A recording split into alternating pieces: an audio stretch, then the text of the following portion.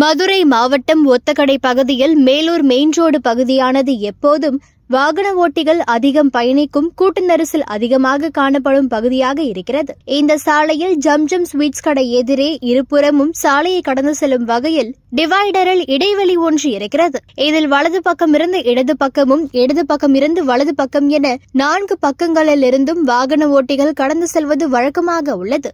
இந்நிலையில் வேகத்தடை ஏதும் இல்லாததாலும் சாலையின் டிவைடர் இடைவெளி பகுதியில் காரோ அல்லது பைக்கோ நிற்பதற்கு போதுமான இடம் இல்லாததாலும் விபத்துகள் தொடர்கதையாகி வருகின்றன.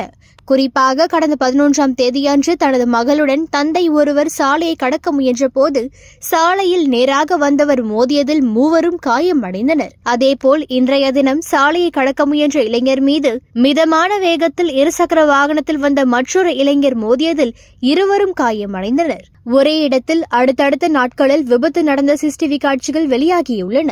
இருசக்கர வாகனங்கள் மோதிக்கொண்டதால் காயத்தோடு முடிந்தது. இதுவே பேருந்தோ அல்லது லாரியோ என்றால் உயிர் சேதத்திற்கும் வாய்ப்பு உண்டு என்று அப்பகுதி மக்கள் கூறி வருகின்றனர். விபத்து நடக்காமல் இருக்க நடவடிக்கை எடுக்க வேண்டும் என்றும் கோரிக்கை விடுத்துள்ளனர்.